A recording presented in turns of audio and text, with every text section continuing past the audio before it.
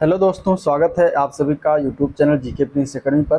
तो हम लोग बात कर रहे थे यूपी ट्रिपल एस सी कनिष्ठ सहायक यानी कि जूनियर असिस्टेंट जो 5512 वैकेंसी है उसके मुख्य परीक्षा के जो है प्रैक्टिस सेट सॉल्व कर रहे थे। ठीक है, तो उसी के परिप्रेक्ष्य में 10 प्रैक्टिस सेट हो चुका है। आज का ये जो होगा 11वां प्रैक्टिस सेट होगा जो कि अदर बुक का है यानी कि ज्ञान मुद्रा बुक से लिया गया है, जो कि पहला प्रैक्टिस सेट इस बुक से है। बाकी 10 प्रैक्टिस सेट कंप्लीट हो चुका है। जिन लोगों ने अभी नहीं देखा है तो चैनल पेज पर जाइए, आपको वहाँ जो है उसका वीडियो मिल जाएगा जिसको आपको देखना बहुत ज़रूरी है। ठीक है, शुरुआत करते हैं पहले प्रैक्टिस सेट से। फुल प्रैक्टिस सेट होगा, इसमें 100 क्वेश्चन होंगे इसमें।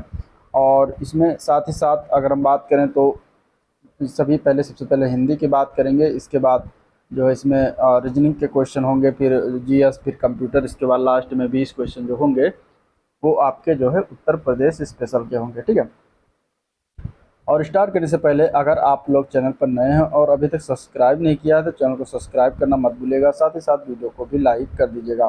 पहला क्वेश्चन हिंदी से लेते हैं। पहला क्वेश्चन कुछ इस तरीके से दिया गया है। कांटों से भरा हुआ कांटों से भरा हुआ वाक्य के लिए नीचे दिए गए विकल्प में से एक शब्द चुनना है। ठीक है, मतलब कि कांटों से अगर भरा हुआ है तो उसको हम एक शब्द में क्या कहेंगे ये बताना है। ठीक है, उसको हम एक शब्द में क्या कहेंगे ये बताना है। तो इसमें अगर हम देखें तो देखिए, पहला जो ऑप्शन दिया गया है वो है कंटकाकीर्ण, दूसरा है कुचैला, तीसरा ऑप्शन है कंटक और तीसरा है विकीर्ण। तो इसमें क्या आंसर इसका हो जाएगा? करेक्ट आंसर इसका है ए पार्ट। ठीक है, कंटकाकीर्ण उसको कहते हैं, कांटों से भरे हुए को हम क्या कहते हैं एक शब्द में? कंटकाकीर्ण। ठीक है, कुचैला किसे कहेंगे? तो जो गंदा कपड़ा पहने हो, जो गंदा कपड़ा जो पहनता हो या पहने हो उसको हम कहेंगे कुचैला। ठीक है, इसके अलावा विकीर्ण दिया गया है। विकीर्ण जो है ये चारों ओर बिखरा हुआ इसके लिए एक शब्द इस्तेमाल करते हैं जो है विकीर्ण। ठीक है, क्या इस्तेमाल करते हैं? विकीर्ण इस्तेमाल करते हैं। कंटक की अगर हम बात करें तो कार में होने वाली बाधा। ठीक है, कार में होने वाली बाधा को हम क्या कहते हैं? कंटक कहते हैं। तो ये इस तरीके से क्वेश्चन भी आ सकता है, तो आपको ये तैयार करना पड़ेगा। अगले क्वेश्चन की तरफ चलेंगे। तो परित्यक्ता शब्द के लिए दिए गए वाक्यों में कौन सा वाक्य जो है उपयुक्त है? परित्यक्ता मीन्स क्या होता है? वाक्यांश बताना है। तो परित्यक्ता की अगर हम आंसर की बात करें तो इसका मतलब होता है पति के द्वारा छोड़ दी गई स्त्री को हम एक शब्द में क्या कहेंगे? परित्यक्ता। ठीक है, अब ऑप्शन जो दिया गया पहला, वो स्त्री जिसका पति मर चुका हो उसको हम क्या कहेंगे? तो उसको एक शब्द में कहते हैं विधवा। ठीक है, जिस स्त्री के पुत्र पति हों, ठीक है, जिस स्त्री के पुत्र पति हों उसको हम क्या कहेंगे? तो उसको हम कहेंगे पुरंधरी कहते हैं। वो स्त्री जो पर पुरुष से प्रेम करती है यानी दूसरे पुरुष से प्रेम करते हो उसको हम क्या कहेंगे? तो उसको हम कहते हैं एक शब्द में परकिया उसको कहते हैं। अगले क्वेश्चन की तरफ बढ़ेंगे। तो सतर्कता शब्द का समानार्थी शब्द दिए गए विकल्पों में से कौन है? ठीक है, सतर्कता शब्द का समानार्थी शब्द जो है दिए गए विकल्पों में से कौन है ये बताना है। तो इसमें से अगर देखेंगे तो इसका आंसर हो जाएगा सी पार्ट। ठीक है, मुस्तैदी जो है उसका सतर्कता शब्द का समानार्थी शब्द इसमें से बनता है। उचित जो दिया गया है इसका ठीक समानार्थी होता है ठीक। ठीक है, इसका समानार्थी क्या होता है? ठीक, उचित का। समझदारी का समानार्थी शब्द होता है बुद्धिमत्ता जो है ये क्या है? समझदारी का समानार्थी शब्द है। ठीक है, सार्थकता तो दिया गया है, इसका समानार्थी शब्द होता है सफलता। तो ये चीज़ें भी याद रखिएगा। अब अगला प्रश्न जो है वो गद्यांश से पढ़ के देना है, 4 से क्वेश्चन लेकर 8 तक। तो आप लोग गद्यांश को पढ़िएगा, हम क्वेश्चन की तरफ चलते हैं। गद्यांश से पहला क्वेश्चन है, उपरोक्त गद्यांश में प्रयुक्त स्पृहणीय। ठीक है, स्पृहणीय शब्द का क्या अर्थ है? स्पृहणीय शब्द का अर्थ बताना है, क्या अर्थ होता है? इसका अर्थ बनेगा प्राप्त करने योग्य। ठीक है, इसका अर्थ क्या है? प्राप्त करने योग्य। तो आंसर ए ऑप्शन इसका सही हो जाएगा। उपयुक्त गद्यांश में लेखक ने मुख्य रूप से बताया है कि क्या बताया है? जब आप गद्यांश को पढ़ेंगे तो आपको इसमें जो है इसका आंसर निकल के आएगा डी पार्ट। महात्मा गांधी के नेतृत्व में राष्ट्रीय आंदोलन कैसा था, ये इस गद्यांश में जो है बातें बताई गई हैं। ठीक है, तो आंसर इसका क्या हो जाएगा? डी ऑप्शन करेक्ट हो जाएगा। अगले प्रश्न की तरफ चलेंगे। अगला प्रश्न है, उपयुक्त गद्यांश के लेखक का उद्देश्य क्या था? ठीक है, उपयुक्त गद्यांश के लेखक का उद्देश्य क्या था? तो आप जब गद्यांश को पढ़ेंगे तो इसका आंसर बी ऑप्शन निकल के आएगा। भारतीय स्वतंत्रता संग्राम की विशेषता बताना।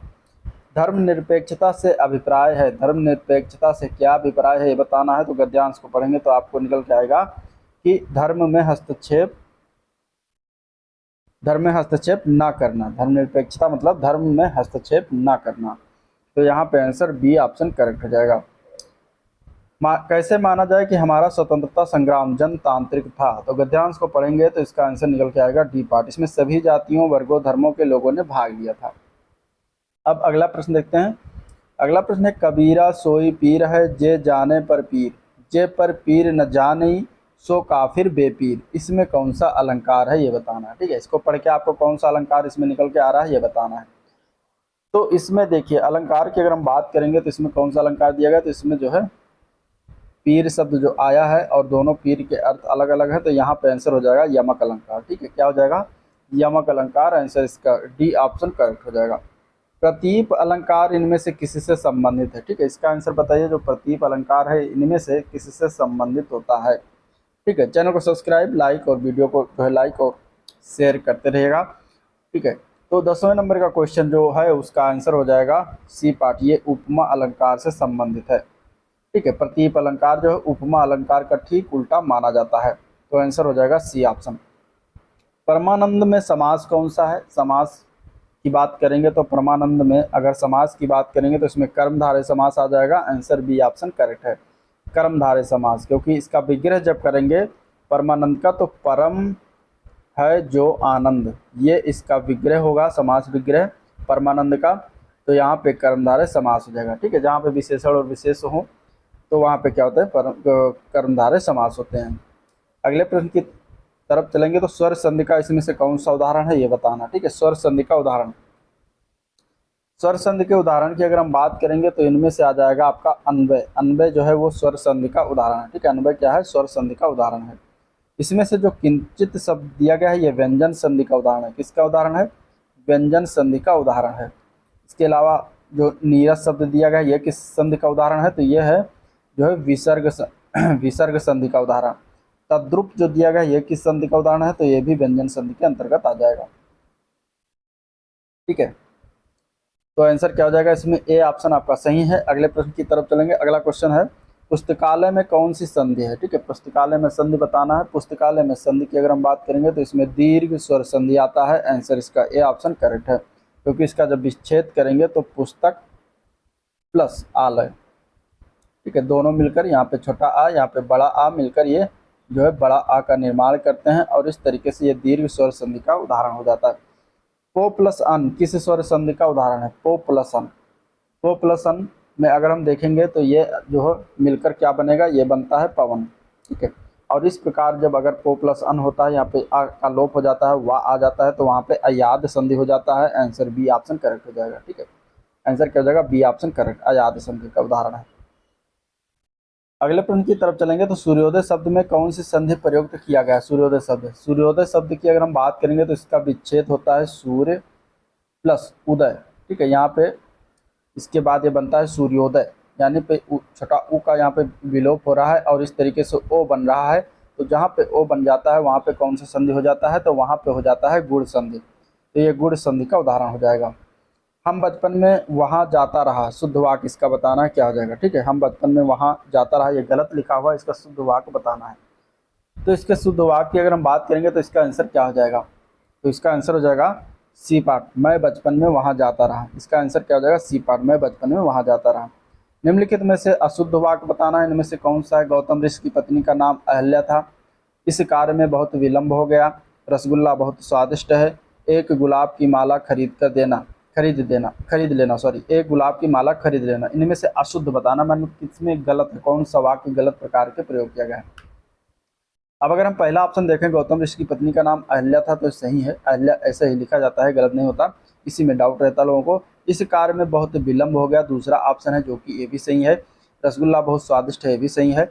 एक गुलाब की माला खरीद लेना, जो कि ये गलत है। ठीक है, एक गुलाब, देखिए इसमें लिखा क्या है, एक गुलाब की माला, तो एक गुलाब की कोई माला नहीं बनती जब बहुत सारे गुलाब मिलकर एक माला बनाते हैं, तो यहाँ पे यही गलती किया गया है। आंसर हो जाएगा डी ऑप्शन, गलत कौन सा ऑप्शन हो जाएगा, डी ऑप्शन। ठीक है, इसका शुद्ध रूप होगा गुलाब की एक माला खरीद लेना। तो आंसर डी ऑप्शन इसका करेक्ट है। अब अगले क्वेश्चन की तरफ चलेंगे। निम्नलिखित में से कौन सा वाक्य सही है? श्री राम 14 वर्ष के बाद वन से वापस लौटे। श्री राम 14 वर्ष के बाद वनवास से वापस लौटे। श्री राम 14 वर्ष बाद वन से वापस लौटे। श्री राम 14 वर्ष के बाद वन से लौटे। अब इनमें से आपको बताना है कि कौन सा ऑप्शन जो है करेक्ट लिखा हुआ है, सही वाक्य लिखा हुआ है। इसका आंसर क्या हो जाएगा? इसके आंसर की अगर हम बात करें तो आंसर इसका डी ऑप्शन करेक्ट है। ठीक है, श्री राम 14 वर्ष के बाद वन से लौटे, जो कि करेक्ट रूप से वाक्य है। बाकी तीनों ऑप्शन जो है गलत है। अगले प्रश्न की तरफ बढ़ेंगे। तो आंखें भर आना मुहावरे का क्या अर्थ होता है? आंखें भर आना मुहावरे का अर्थ होता है जो है आंसू आ जाना। क्या होता है? आंसू आ जाना। ए ऑप्शन इसका सही है। चौकड़ी भूल जाना, इस मुहावरे का क्या अर्थ है? चौकड़ी भूल जाना मुहावरे का अर्थ होता है घबरा जाना। ठीक है, क्या होता है? घबरा जाना। अगले प्रश्न की तरफ, अंधों में काना राजा, ये रेखांकित जो है लोकोक्ति का अर्थ बताना है। अंधों में काना राजा, अंधों में काना राजा का अर्थ अगर हम देखेंगे तो गुणहीनों के बीच एक गुणवान व्यक्ति। इसका अर्थ क्या हो जाएगा? गुणहीनों के बीच एक गुणवान व्यक्ति अगर है तो उसको एक लोकोक्ति से द्वारा उसको हम रेखांकित करते हैं कि अंधों में काना राजा। ठीक है, अगला प्रश्न। अगला प्रश्न है घाट घाट का पानी पीना, इसका मतलब क्या होता है? घाट घाट का पानी पीना का मतलब क्या होता है? इस लोकोक्ति का अर्थ होता है अनेक क्षेत्रों का अनुभव। ठीक है, अनेक क्षेत्रों का क्या है? अनुभव। तो आंसर जो होगा वो ए ऑप्शन करेक्ट हो जाएगा। देव का विलोम शब्द निम्न में से कौन सा है? इनमें से देव शब्द का विलोम कौन सा है? तो वो हो जाएगा, देव का विलोम क्या होता है? दानव। तो दानव हो जाएगा यहाँ पे आंसर डी ऑप्शन। ठीक है, अगला प्रश्न। परिश्रम शब्द का विलोम बताना है अगले क्वेश्चन में। परिश्रम, परिश्रम शब्द का विलोम जो होता है वो होता है विश्राम। तो यहाँ पे आंसर बी ऑप्शन करेक्ट है। अगले प्रश्न में बताना है आँख का पर्यायवाची इनमें से कौन सा है? आँख का पर्यायवाची, तो आँख का पर्यायवाची इनमें से अगर देखेंगे तो बी ऑप्शन में जो लिखा हुआ अक्ष, ये जो होता है ये आँख का पर्यायवाची होता है। इसके बाद अजा जो दिया गया है ये किसका पर्यायवाची है? तो ये बकरी का पर्यायवाची है। ठीक है, ये भी जानिएगा। चंचला किसका पर्यायवाची होता है? तो चंचला जो होता है वो विद्युत का पर्यायवाची होता है, बिजली का पर्यायवाची। ईशु, ईशु किसका पर्यायवाची है? तो ईशु जो होता है ये बाण का पर्यायवाची है। ठीक है, तो ये भी चीज़ें याद रखिएगा।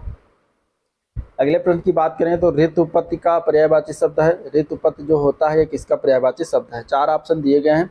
ऋतुपत्ति का पर्यायवाची शब्द बताना है। ऋतुपत्ति के पर्यायवाची शब्द में अगर देखेंगे तो इसमें डी ऑप्शन करेक्ट हो जाएगा, बसंत। ये किसका पर्यायवाची होता है? बसंत का पर्यायवाची है ऋतुपत्ति। ठीक है, इसके अन्य पर्यायवाची में कुसुमाकर आता है, ऋतुराज है, मधु ऋतु है और मधुमास, ये सभी जो है बसंत के पर्यायवाची होते हैं। तो आंसर सी ऑप्शन करेक्ट हो जाएगा। ठीक है, अगले प्रश्न की तरफ बात करेंगे। तो फूल का पर्यायवाची इनमें से कौन सा नहीं है? फूल, अब देखिए सुमन, पुष्प, तनुजा, कुसुम, इसमें से फूल का पर्यायवाची कौन सा नहीं होगा? तो इसमें से हो जाएगा ऑप्शन इसका क्या सही हो जाएगा? C part Tanuja. तनुजा जो होता है वो फूल का पर्यायवाची नहीं होता। तनुजा किसका पर्यायवाची होता है? तो तनुजा जो होता है वो पुत्री का पर्यायवाची होता है। ठीक है, पुत्री। तनुजा किसका पर्यायवाची होता है? पुत्री का पर्यायवाची होता है। अगले प्रश्न की तरफ चलेंगे। निम्नलिखित शब्दों में से तत्सम शब्द कौन सा है? ठीक है, तत्सम शब्द। ठीक है, तत्सम शब्द की अगर हम बात करेंगे इसमें से तो देखिए कौन सा हो जाएगा, बताइए। चार ऑप्शन दिए गए हैं और वीडियो को लाइक, चैनल को सब्सक्राइब और वीडियो को शेयर करते रहिएगा। ठीक है, अभी कहीं जाइएगा मत, क्योंकि इसके बाद रीजनिंग के आएंगे, फिर सामान्य जानकारी, सबसे मोस्ट इंपॉर्टेंट कंप्यूटर का आएगा, फिर सबसे यूपी स्पेशल सबसे लास्ट में आएगा। तो इसलिए वीडियो के एंड तक बने रहिएगा, पूरा देखिएगा, तभी इसका भरपूर फायदा आपको एग्जाम में मिल पाएगा। तत्सम शब्द बताना इनमें से कौन सा हो जाएगा? तत्सम शब्द की अगर हम बात करें तो अग्नि शब्द जो दिया गया है ये क्या है? ये जो होता है ये तत्सम शब्द है। अग्नि जो दिया गया है इसका तद्भव क्या हो जाएगा? तो इसका तद्भव होता है आग। ठीक है, तपसी जो दिया गया है इसका तत्सम क्या होता है? तो तपस्वी इसका तत्सम रूप होता है। जत्था शब्द दिया गया जो कि एक तद्भव शब्द है, इसका जो है तत्सम होता है यूथ। क्या होता है? यूथ होता है। इसके अलावा थोड़ा जो दिया गया ये भी तद्भव शब्द है, इसका जो तत्सम होता है स्तो होता है, स्तो। ठीक है, स्तो, स्तो होता है इसका तत्सम, स्तो, अस्तो, अस्तो मीन्स थोड़ा, थोड़ा जो होता है तद्भव, स्तो इसका जो है तत्सम है। अगले क्वेश्चन में भी हमें तत्सम शब्द को पहचानना है, इसमें से कौन सा आंसर इसका हो जाएगा? तत्सम इसमें से अगर हम देखेंगे तो आंसर हो जाएगा ए ऑप्शन, कारण। कारण जो है वो क्या होता है? तत्सम होता है। इसका तद्भव क्या होता है? तो इसका तद्भव होता है कारण। ठीक है, कारण होता है, कारण का तद्भव। बंदर जो दिया गया जो कि एक तद्भव शब्द है, इसका तत्सम होता है वानर, वानर होता है। लोहा भी एक तद्भव शब्द है, इसका जो तत्सम होता है वो होता है लौह। इसके अलावा दूध जो दिया गया तद्भव शब्द है, इसका तत्सम होता है दुग्ध। तो ये चीज़ें भी याद रखिएगा। ढीठ का तत्सम बताना, ढीठ शब्द का तत्सम क्या होता है, तो ढीठ शब्द का तत्सम जो होता है वो होता है धृष्ट, जो कि डी पार्ट में दिया गया धृष्ट। तो यहाँ पे आंसर डी ऑप्शन इसका करेक्ट। ठीक है, तो ये हो गए हिंदी के क्वेश्चन। अब हम आगे जो होगा वो देखेंगे रीजनिंग के क्वेश्चन। अब रीजनिंग के क्वेश्चन में आपको जो है क्वेश्चन सॉल्व करना है, हम सिर्फ क्वेश्चन दिखाएंगे और उसका हम आंसर बताएंगे। 31 के अगर हम बात करेंगे तो इसको आप सॉल्व करिएगा और इसमें जो आंसर निकल के आएगा वो डी पार्ट निकल के आएगा। ठीक है, 32 का आंसर क्या हो जाएगा, तो 32 का आंसर हो जाएगा बी पार्ट। इसमें देखिए भिन्न आकृति पहचानना है। सम चतुर्भुज दिया गया, त्रिभुज है, वर्ग है, समांतर चतुर्भुज है, आयत है, समलंब चतुर्भुज है। ठीक है, त्रिभुज को छोड़कर बाकी सभी में जो है इस तरीके से टाइप के जो है क्या बनते हैं, भुजाओं की संख्या जो होती है वो क्या है, 4 है सभी में। ठीक है, लेकिन एक त्रिभुज एक ऐसा है जो जिसमें भुजाओं की संख्या 3 है, इसलिए जो है इन सबसे अलग त्रिभुज हो जाएगा, बाकी सभी सेम है। नेक्स्ट क्वेश्चन 33 नंबर क्वेश्चन जो है वो कथन और निष्कर्ष दिए गए हैं। तो कथन आपको पढ़िएगा, फिर निष्कर्ष पढ़िएगा, इसके बाद इसका आंसर आपको देना है। ठीक है, 33 का आंसर इसमें हो जाएगा डी पार्ट, और आप इसको जो है पढ़ के इसके बाद आपको निकालना है। अगला प्रश्न देखते हैं। तो उस विकल्प का चयन करिए जो कथन के लिए वैध धारणा है। ठीक है, कथन दिया गया है, उसके लिए धारणा जो है ऑप्शन में दिया गया है। तो आप कथन को पढ़िएगा, इसके बाद वैध धारणा निकालने की कोशिश कीजिएगा। इसका आंसर हो जाएगा सी ऑप्शन। 35 का क्या आंसर हो जाएगा, दर्शनीय आंखें तो श्रवणीय, तो मतलब दर्शनीय दर्शन किससे किया था, आंखों से, तो श्रवणीय मैंने सुना किससे जाएगा, तो कान से सुना जाएगा। तो यहाँ पे आंसर हो जाएगा ए पार्ट। अगला प्रश्न 36 देखते हैं। 36 का आंसर क्या होगा, आप इसको लगाइएगा। 36 का आंसर बी पार्ट हो जाएगा। 37 भी आप लगाइएगा। 37 का आंसर क्या हो जाएगा, 37 का आंसर बी पार्ट हो जाएगा। इसके बाद निम्नलिखित में से असंगत पद का चयन करिए। तो आप इसको सॉल्व करिएगा, सॉल्व करने के बाद इसका आंसर हो जाएगा सी पार्ट। 39 बेनारेख दिया गया है और इससे संबंधित चीज़ें दी गई हैं, इसमें आपको बताना है। ठीक है, कि इंजीनियर कौन नहीं है इनमें से। 39 का आंसर आप लगाइएगा, इसका आंसर हो जाएगा बी पार्ट।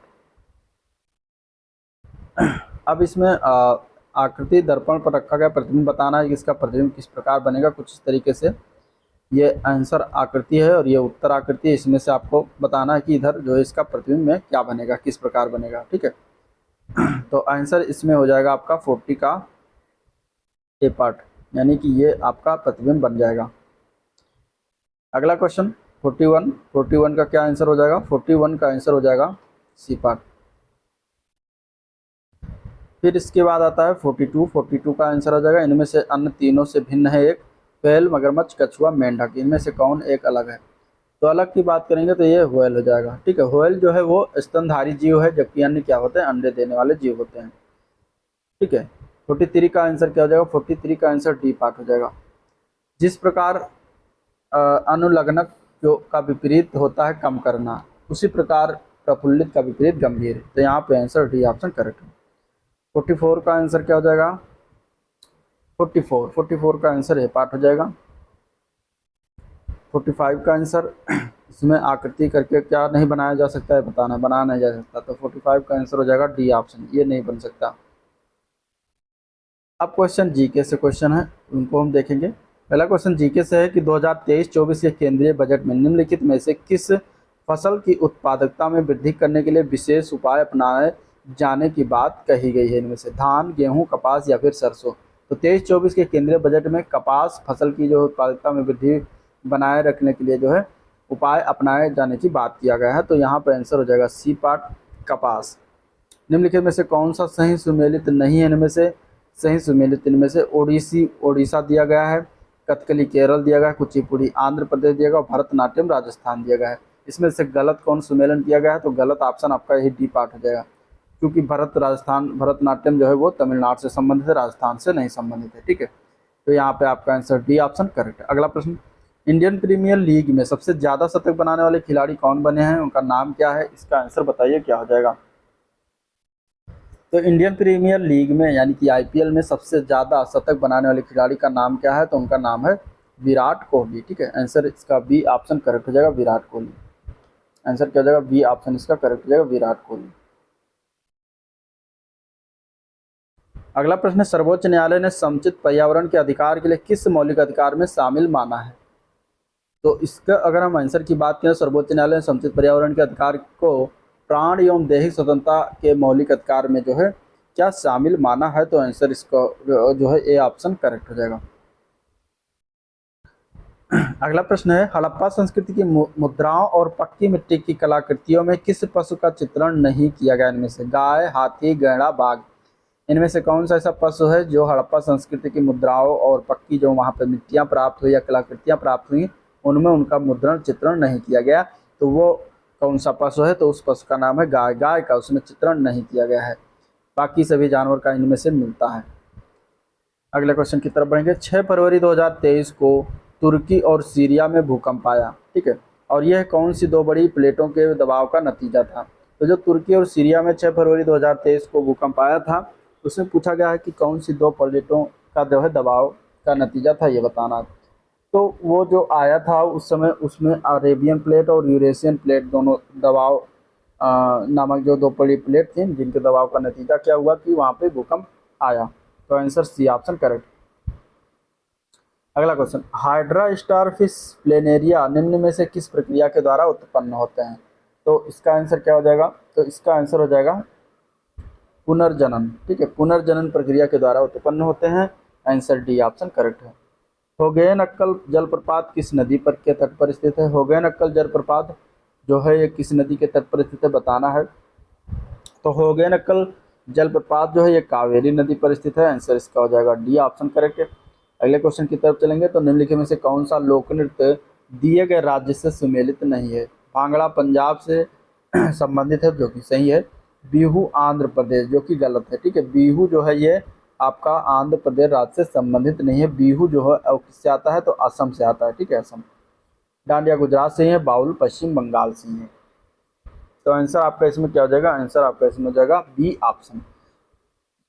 सुमेलित नहीं बताना था तो इसलिए बी हो जाएगा। नेक्स्ट क्वेश्चन, मुद्रास्फीति में कौन सा लाभान्वित होता है? मुद्रास्फीति से कौन लाभान्वित होता है ये बताना, ठीक है। जब मुद्रास्फीति होती है तो उसमें सबसे ज़्यादा देनदार लाभान्वित होता है। तो आंसर बी ऑप्शन करेक्ट है। 2011 की जनगणना के अनुसार भारत में निम्नलिखित राज्यों में से सबसे अधिक जनसंख्या घनत्व वाला राज्य कौन सा है? सबसे अधिक जनसंख्या घनत्व वाला राज्य की अगर हम बात करेंगे तो वो आपका आ जाएगा बिहार राज्य, ठीक है। इसका सबसे ज़्यादा जनसंख्या घनत्व यहाँ बिहार राज्य में निवास करती है।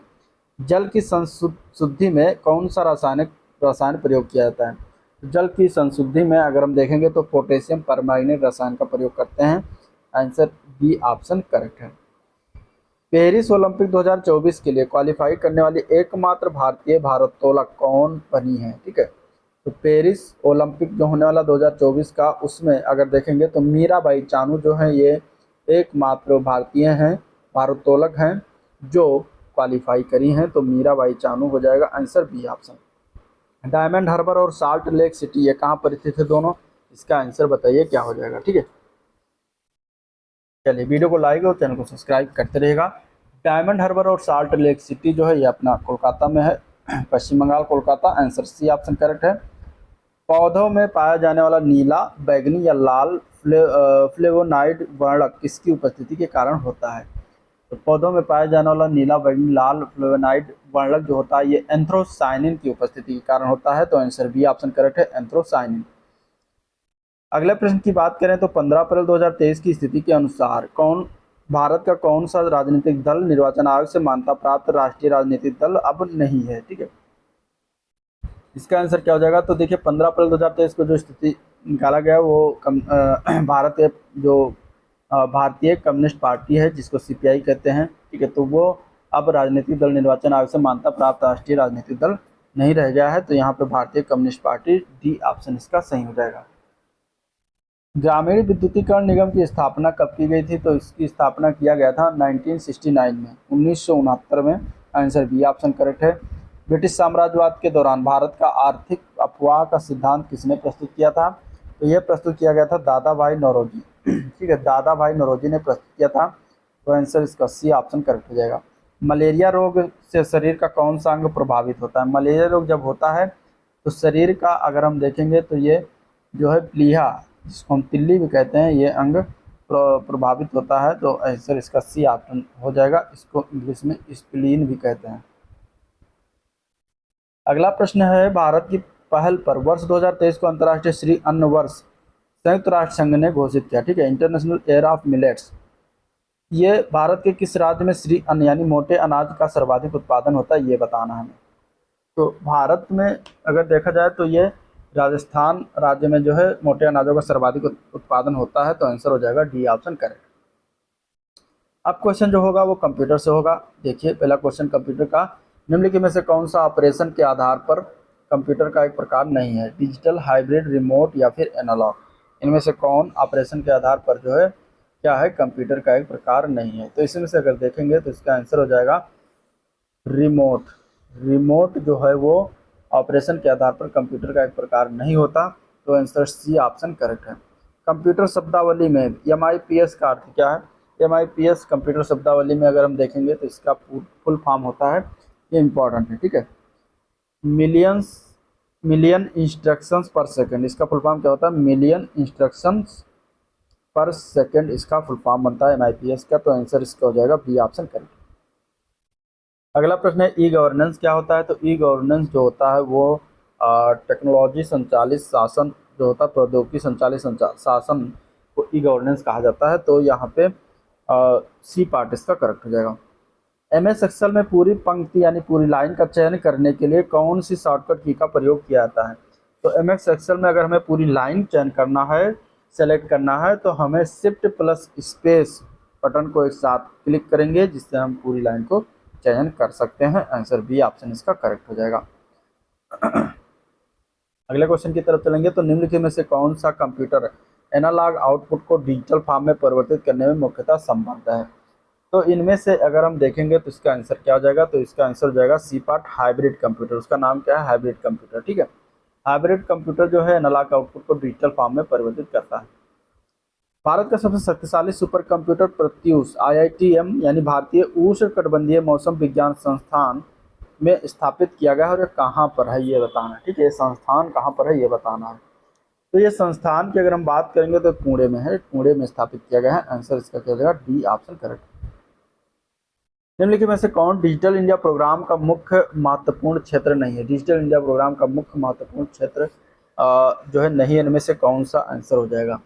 तो देखिए पहला जो दिया गया है वो है डिजिटल जागरूकता पर डॉक्यूमेंट्रीज का निर्माण करना। तो ये क्या हो जाता है? ये जो है डिजिटल इंडिया प्रोग्राम का महत्वपूर्ण क्षेत्र के अंतर्गत नहीं आता, तो आपका आंसर तो यही हो जाएगा ए पार्ट। बाकी मांग व शासन व सेवाएं, मांग पर शासन व सेवाएं उपलब्ध कराना जो कि डिजिटल इंडिया प्रोग्राम के अंदर आता है। नागरिकों का डिजिटल सशक्तिकरण, प्रत्येक नागरिक को उपयोगिता सुविधा के रूप में जो है डिजिटल बुनियादी ढांचा उपलब्ध कराना, ये सभी जो आते हैं ये डिजिटल इंडिया प्रोग्राम का महत्वपूर्ण क्षेत्र के अंतर्गत आते हैं। बाकी पहला ऑप्शन नहीं आता, तो पहला ऑप्शन आपका आंसर हो जाएगा। नेक्स्ट क्वेश्चन, निम्नलिखित में से उस क्षेत्र का नाम बताएं जो कि कंप्यूटर को टेलीफोन लाइन से जोड़ती है।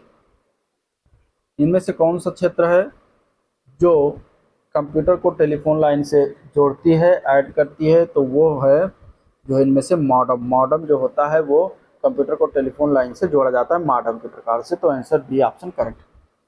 अगला प्रश्न है, ऑप्टिकल फाइबर से काम करने के पीछे निम्नलिखित में से कौन सा वैज्ञानिक सिद्धांत उपयुक्त है? ऑप्टिकल फाइबर के काम करने के पीछे अगर हम देखेंगे तो इसमें जो है कुल आंतरिक टोटल इंटरनल रिफ्लेक्शन होता है, यानी कुल आंतरिक परिवर्तन होता है प्रकाश का।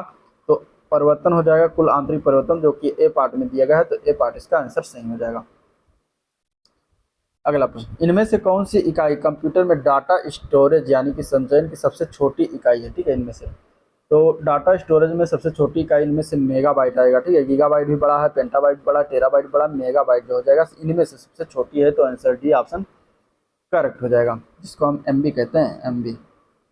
विंडोज कीबोर्ड में चयनित तो बोर्ड के कमांड के प्रयोग के लिए जो है किस कुंजी का प्रयोग किया जाता है? तो विंडोज कीबोर्ड में अगर हम देखेंगे तो इसका आंसर क्या हो जाएगा? एंटर कुंजी का प्रयोग करते हैं। ठीक है, एंटर, आंसर क्या हो जाएगा? B option enter. निम्नलिखित में से कौन एक प्रोग्रामिंग सॉफ्टवेयर है? प्रोग्रामिंग सॉफ्टवेयर की अगर हम बात करेंगे तो इसका आंसर हो जाएगा D part, visual basic. Visual basic जो होता है वो एक प्रोग्रामिंग सॉफ्टवेयर है। अगला प्रश्न है, एक प्रक्रिया संसाधनों का अनुरोध करती है यदि उस समय संसाधन उपलब्ध नहीं है। प्रक्रिया वेट की स्थिति में जो है प्रवेश करती है, प्रतीक्षा की स्थिति में प्रवेश करती है। कभी कभी वेटिंग प्रक्रिया कभी भी अवस्था को बदलने में सक्षम नहीं होती, क्योंकि इसके द्वारा अनुरोधित संसाधनों को अन्य प्रतीक्षा प्रक्रियाओं द्वारा आयोजित किया जाता है। यह स्थिति क्या कहलाती है? अगर यह प्रकार का होता है तो इसको हम, इस परिस्थिति या इस स्थिति को हम कहते हैं डेडलॉक। ठीक है, डेडलॉक प्रक्रिया जो होती है संसाधनों का क्या करती है? अनुरोध करती है। यदि ये इस समय संसाधन उपलब्ध नहीं है तो ये प्रक्रिया क्या करती है? वेटिंग की परिस्थिति में जो है प्रवेश करती है, एंटर करती है। तो आंसर हो जाएगा इसका डी ऑप्शन करेक्ट। अगला प्रश्न, किस प्रकार की डिवाइस डिजिटल सिग्नल को किसी ऐसे रूप में रूपांतरित करता है जो उपयोगकर्ता के लिए जो है सुगम होता है? तो इसमें इसका आंसर क्या हो जाएगा? तो इसमें इसका आंसर हो जाएगा डी पार्ट। ठीक है, आउटपुट डिवाइस होता है। आंसर इसका डी ऑप्शन करेक्ट हो जाएगा। अगले क्वेश्चन देखते हैं। तो ईमेल के कम्युनिकेशन के लिए निम्नलिखित में से किस प्रोटोकॉल का उपयोग किया जा सकता है? यूडीपी, एसएमटीपी, पीओपी या फिर आईएमएपी? इसमें से कौन सा है जो ईमेल कम्युनिकेशन के लिए हम जो है प्रोटोकॉल का उपयोग करते हैं? तो इसमें अगर हम देखेंगे तो एसएमटीपी का प्रयोग करते हैं, पीओपी यानी पॉप का प्रयोग करते हैं, आईएमएप का प्रयोग करते हैं। तो आंसर हो जाएगा इसका बी ऑप्शन। ठीक है, ये हो गया कंप्यूटर। अब देखेंगे उत्तर प्रदेश से क्वेश्चन। पहला क्वेश्चन उत्तर प्रदेश से, हड़प्पा सभ्यता का स्थल जो मांडली भारत के किस राज्य में स्थित है? तो मांडली जो है ये आपका पड़ेगा उत्तर प्रदेश में। आंसर हो जाएगा डी ऑप्शन। उत्तर प्रदेश की किस वर्ल्ड सेंचुरी को केंद्र सरकार ने देश के 53वें टाइगर रिजर्व का दर्जा दिया है? तो उस वर्ल्ड सेंचुरी का नाम क्या है? तो वो है रानीपुर वाइल्ड सेंचुरी। ठीक है, आंसर डी ऑप्शन हो जाएगा, जिसको 53वें टाइगर रिजर्व का दर्जा केंद्र सरकार ने दिया है। यमुना एक्सप्रेसवे कहाँ से कहाँ तक है? यमुना एक्सप्रेसवे, तो यमुना एक्सप्रेसवे आपका पड़ जाएगा ग्रेटर नोएडा से आगरा तक। ठीक है, ग्रेटर नोएडा से कहाँ तक? आगरा तक। ठीक है, अगला प्रश्न है, उत्तर प्रदेश के निम्नलिखित नगरों पर विचार करिए तथा जनसंख्या के आधार पर उन्हें अवरोही क्रम में अवस्थित करिए। तो इसका आंसर क्या जाएगा? गाजियाबाद, लखनऊ। जनसंख्या के अवरोही क्रम में, नहीं कि घटते क्रम में अगर देखेंगे तो गाजियाबाद, लखनऊ, कानपुर, आगरा ये जनसंख्या के आधार पर अवरोही क्रम में व्यवस्थित हैं। तो गाजियाबाद, लखनऊ, कानपुर, आगरा, यानी कि इसका आंसर हो जाएगा ए पार्ट। प्रदेश के किस जिले में सर्वाधिक वर्षा होती है? उत्तर प्रदेश के किस जिले में सबसे ज़्यादा वर्षा होती है? तो वो कौन सा जिला है? तो वो है अपना गोरखपुर। आंसर डी ऑप्शन हो जाएगा, सर्वाधिक वर्षा कहाँ होती है? गोरखपुर में। निम्न वृक्षों में से कौन सा वृक्ष पर्यावरण संकट उत्पन्न करता है इनमें से? तो वो वृक्ष है यूकेलिप्टस। ठीक है, यूकेलिप्टस है जो कि पर्यावरण संकट उत्पन्न करता है। तो आंसर डी ऑप्शन करेक्ट हो जाएगा। अगले क्वेश्चन की तरफ चलेंगे। तो उत्तर प्रदेश के निम्नलिखित में से कौन सा वन्यजीव अभ्यारण्य 1975 में स्थापित किया गया था? तो इनमें से अगर देखा जाएगा तो वो कौन सा है? तो वो है कतर्निया घाट, जिसको 1975 में स्थापना इसका किया गया था। ठीक है, उत्तर प्रदेश किसका अग्रणी उत्पादक है? इनमें से सबसे ज़्यादा इनमें से किसका उत्पादन करता है उत्तर प्रदेश?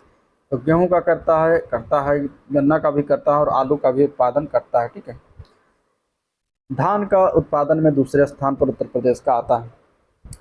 अगला क्वेश्चन है, उत्तर प्रदेश में आंवले का सर्वाधिक उत्पादन करने वाला जिला कौन सा है? तो उत्तर प्रदेश में सर्वाधिक आंवले का उत्पादन जो होता है वो है जिला Pratapgarh. Answer B part correct है, प्रतापगढ़। सूची को मिलान करना है। ठीक है, मंदिर और जनपद किस जनपद में ये बताना है। तो चलिए मिलाते हैं। दशावतार मंदिर किस जनपद में है? तो ये पड़ेगा आपका झांसी जिले में। ठीक है, बाबा सोमनाथ मंदिर कहाँ पर है? तो बाबा सोमनाथ मंदिर जो पड़ेगा ये देवरिया में है। श्रृंगी ऋषि का मंदिर कहाँ पर है? तो ये फर्रुखाबाद में पड़ेगा। और बराह भगवान का मंदिर जो पड़ता है ये एटा में पड़ता है। तो इस तरीके से मिलान करने को भी आ जाता है, तो आपको सारे मंदिर याद होने चाहिए। मोतीलाल नेहरू संग्रहालय कहाँ पर स्थित है? मोतीलाल नेहरू संग्रहालय जो है ये पड़ता है लखनऊ में। ठीक है, आंसर हो जाएगा सी पार्ट, लखनऊ। अगले प्रश्न की बात करेंगे तो नेशनल पेमेंट कॉरपोरेशन के अनुसार डिजिटल लेन देन में कौन सा राज्य शीर्ष पर है? तो इसमें से इसका आंसर हो जाएगा उत्तर प्रदेश। ठीक है, इसमें उत्तर प्रदेश जो है पहले स्थान पर आता है। उत्तर प्रदेश में हीरा किस जिले से निकाला जाता है? तो उत्तर प्रदेश में हीरा जो होता है वो बांदा जिले में प्राप्त होता है, तो बांदा जिले से निकाला जाता है। तो ये पार्ट हो जाएगा। अगला प्रश्न है, उत्तर प्रदेश का निम्नलिखित में से कौन सा जिला क्षेत्रफल की दृष्टि से सबसे छोटा है? ठीक है, क्षेत्रफल की दृष्टि से सबसे बड़े जिला का क्या नाम है? तो वो है लखीमपुर खीरी। ठीक है, लखीमपुर खीरी जो है सबसे बड़ा जिला है और सबसे छोटा जिला है क्षेत्रफल की दृष्टि से वो है हापुड़। सबसे छोटा जिला क्षेत्रफल की दृष्टि से हापुड़ है। अगला प्रश्न है, उत्तर प्रदेश दिवस किस तिथि को मनाया जाता है? तो ये मनाया जाता है 24 जनवरी को। ठीक है, 24 जनवरी को उत्तर प्रदेश दिवस मनाते हैं। आंसर सी ऑप्शन हो जाएगा। उत्तर प्रदेश में विश्व भारती पुरस्कार प्रदान किया जाता है, किसके द्वारा प्रदान करते हैं? तो ये प्रदान किया जाता है संस्कृत संस्थान के द्वारा। सी ऑप्शन इसका करेक्ट हो जाएगा। ग्राम पंचायत का सामान्य कार्यकाल क्या होता है? तो ग्राम पंचायत का सामान्य कार्यकाल जो होता है वो ऑब्वियसली 5 वर्ष होता है, बी पार्ट हो जाएगा। उत्तर प्रदेश में वर्षा ऋतु का प्रारंभ कब से होता है? तो उत्तर प्रदेश में वर्षा ऋतु का प्रारंभ जो है वो जून के चौथे सप्ताह से शुरुआत होता है। तो आंसर सी ऑप्शन इसका करेक्ट है। इसके बाद बनारस हिंदू विश्वविद्यालय किसने शिलान्यास किसने किया था? बनारस हिंदू यानी कि BHU, बनारस हिंदू यूनिवर्सिटी यानी विश्वविद्यालय का शिलान्यास जो करवाया गया था वो किया था मदन मोहन मालवीय ने। आंसर सी ऑप्शन इसका करेक्ट है। उत्तर प्रदेश के पहले फ्लोटिंग रेस्टोरेंट का उद्घाटन कहाँ किया गया है? तो पहले फ्लोटिंग रेस्टोरेंट का उद्घाटन ये हुआ है प्रयागराज में। तो सी पार्ट इसका करेक्ट हो जाएगा। ठीक है, तो ये था ओवरऑल वीडियो जिसको हम लोगों ने देखा, डिस्कस किया। अगर वीडियो पसंद आया तो लाइक करिएगा, चैनल को सब्सक्राइब नहीं किया अभी तो सब्सक्राइब करना मत भूलिएगा, साथ ही साथ अपने दोस्तों में शेयर भी कर दीजिएगा। और आज का वीडियो में पर एंड करते हैं, मिलते हैं इसके नेक्स्ट वीडियो में, तब तक के लिए थैंक यू।